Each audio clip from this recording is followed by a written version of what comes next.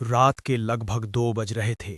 दिल्ली की एक सुनसान सड़क पर अचानक एक काली एम्बेसडर कार बिना किसी आवाज के रुकती है। कार से 2 लोग उतरते हैं। चेहरे पर कोई पहचान नहीं, आंखों में सिर्फ एक मिशन। कुछ ही मिनटों में वो दोनों एक इमारत के अंदर गायब हो जाते हैं और बाहर सिर्फ सन्नाटा रह जाता है। अगली सुबह उस इमारत में काम करने वाले एक शख्स का कोई नामो निशान नहीं था, ना कोई रिकॉर्ड, ना कोई सुराग, जैसे वो इंसान कभी था ही नहीं। लेकिन असली सवाल ये है कि क्या ये सिर्फ एक गायब होने की घटना थी या इसके पीछे भारत की सबसे गुप्त एजेंसी रॉ का कोई मिशन छुपा हुआ था। आज हम आपको बताएंगे भारत के 5 ऐसे खुफिया ऑपरेशन जो ना सिर्फ रहस्यमयी हैं बल्कि उन्होंने देश की दिशा ही बदल दी। ऑपरेशन स्माइलिंग बुद्धा 1974 भी परमाणु शक्ति बनने से बहुत दूर है, लेकिन राजस्थान के पोखरन में जमीन के नीचे कुछ ऐसा चल रहा था जिसका अंदाजा किसी को नहीं था। रॉ और भारतीय वैज्ञानिकों ने मिलकर एक ऐसा मिशन प्लान किया जिसमें हर कदम पर गोपनीयता सबसे बड़ा हथियार था। यहां तक कि उस समय के कई बड़े अधिकारी भी इस मिशन से अनजान थे। सामान को अलग अलग हिस्सों में भेजा गया और उन्हें आम ट्रकों में छुपाकर ले जाया गया ताकि किसी को शक न हो। 18 मई 1974 भारत ने अपना पहला परमाणु परीक्षण सफलतापूर्वक कर लिया। पूरी दुनिया चौंक गई, लेकिन ये सिर्फ एक परीक्षण नहीं था, ये एक संदेश था। भारत अब कमजोर नहीं है।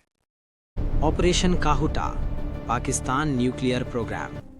1970s के अंत में भारत को एक खतरनाक सूचना मिली। पाकिस्तान चुपचाप अपना परमाणु कार्यक्रम आगे बढ़ा रहा था, काहुटा नाम की जगह पर। अगर ये सफल हो जाता तो दक्षिण एशिया का संतुलन पूरी तरह बदल सकता था।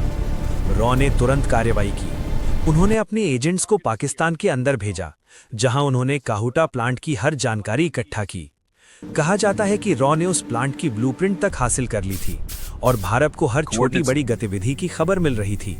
यहां तक कि कुछ रिपोर्ट्स के अनुसार भारत ने उस प्लांट को नष्ट करने का प्लान भी बनाया था, लेकिन अंतर्राष्ट्रीय दबाव के कारण उसे रोका गया। फिर भी इस मिशन ने भारत को तैयार रहने का मौका दिया। बांग्लादेश मुक्ति संग्राम में रॉ की भूमिका 1971। 1971 पूर्वी पाकिस्तान में अत्याचार अपने चरम पर था। लाखों लोग मारे जा रहे थे और शरणार्थियों की बाढ़ भारत में आने लगी। ये सिर्फ एक मानवीय संकट नहीं था, ये एक रणनीतिक खतरा भी था। रॉ ने एक गुप्त मिशन शुरू किया जिसमें उन्होंने मुक्ति वाहिनी को ट्रेनिंग देना शुरू किया। हथियार, रणनीति, खुफिया जानकारी, सब कुछ रॉ के जरिए पहुंचाया गया। धीरे धीरे ये एक मजबूत ताकत बन गई जिसने पाकिस्तान की सेना को कमजोर करना शुरू कर दिया। और फिर दिसंबर 1971 में भारत ने युद्ध में प्रवेश किया।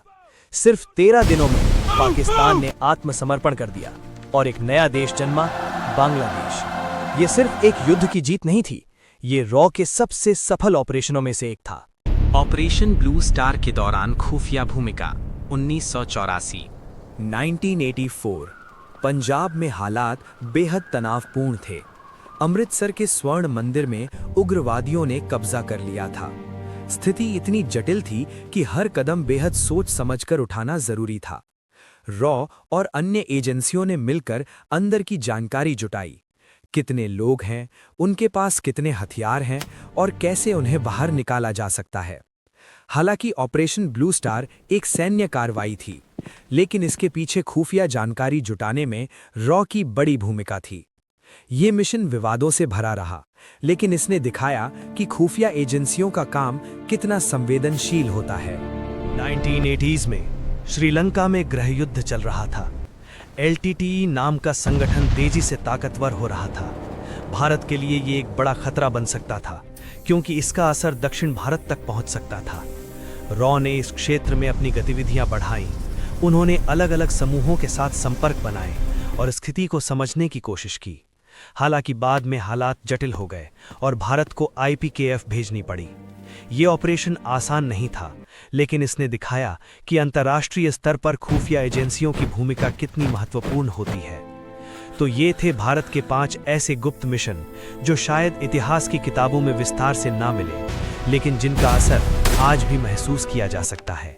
लेकिन सवाल अभी भी वही है, कितने ऐसे मिशन हैं जो आज भी पूरी तरह से छुपे हुए हैं। कितनी कहानियां हैं जो कभी सामने ही नहीं आएंगी। शायद सच्चाई ये है कि देश की सुरक्षा सिर्फ सीमाओं पर नहीं बल्कि उन परछाइयों में भी तय होती है, जहां नाम नहीं होते, चेहरे नहीं होते, सिर्फ एक मकसद होता है, भारत।